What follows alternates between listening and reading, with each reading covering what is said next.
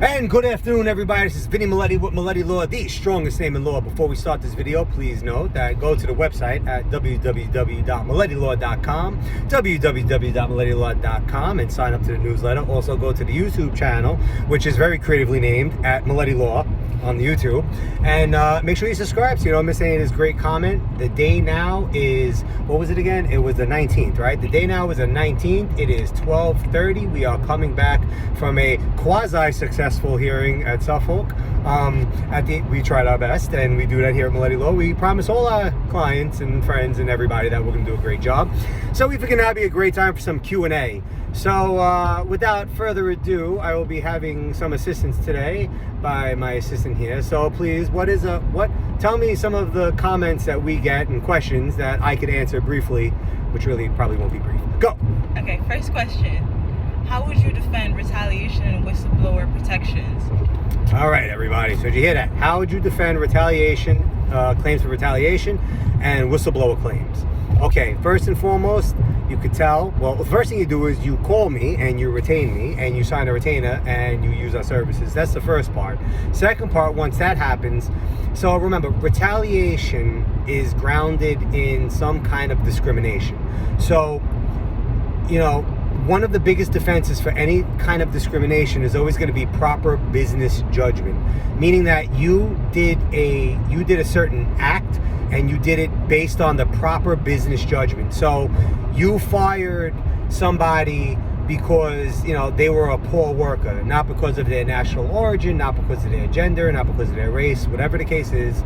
You fired somebody. Now we're talking about retaliation.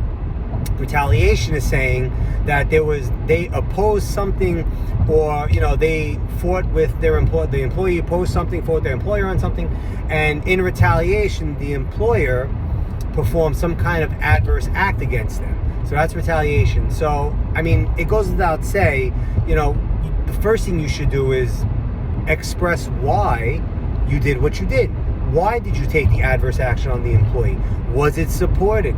Do you have good paperwork? Did you look at the employee file? Did you remember that you gave the employee an employment agreement? Did you look at that employment agreement? Did you do a little bit, or was it a knee-jerk reaction, which is never any good?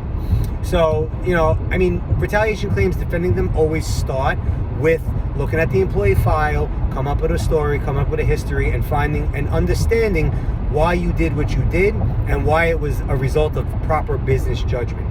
The second portion of that question has to do with whistleblower protections.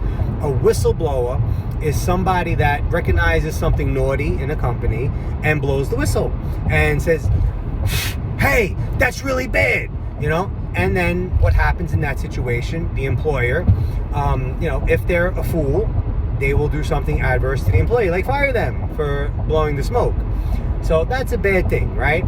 So if you're going to defend against a whistleblower claim, then it's still the same type of analysis for the retaliation claim. It's, you need to pay attention to what you did. You need to pay attention to why you took the action you took. What makes a whistleblower claim unique is that it is specifically keyed to a certain act that you did that the employee believes is improper or illegal. It doesn't have to necessarily be improper or illegal. The employee could just believe so. In that instance, you protect yourself by simply reviewing what the employee is talking about. And if it's something you did wrong, you restore it. And if it's something that the employee is just full of smoke, you address the issues. And you make sure that, your file has proper paperwork, has a proper story, proper dialogue, so you don't find yourself on the shit end of the stick for any of that stuff. One other little caveat for whistleblower protection is keep in mind the employee's position. If the employee is in a position that is established to point out issues, that's not eligible for whistleblower protection. Perfect example. You hire an employee as an auditor for the books. Your employee notices you paid somebody wrong. Your employee blows it up and says, hey, Maletti Law, you paid your assistant really $1 an hour and it was supposed to be at least minimum wage.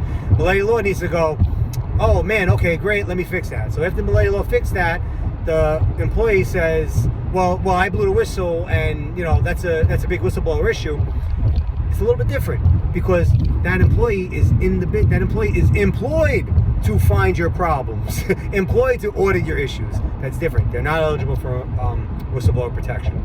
So those are the little pieces of advice I can give you. Of course, you can get more once you sign a full retainer with me and use me for services, which you all should do. I'm great at what I do and I'm the best in the world, and everyone will tell you this. I kind of sound like Trump at the moment, but I'm the best ever, and all my team knows I'm the best, and all my clients know I'm the best. So that's all it is for now. So I hope this was enlightening and helpful, and I hope this educated everybody, and I hope this taught you to not retaliate and to not whistleblower things, and if you do, to call me. So as always, yours in laws, love, and lifts, and you know the rule: eat big, get huge, and when you die, leave a giant casket behind. Have a great day.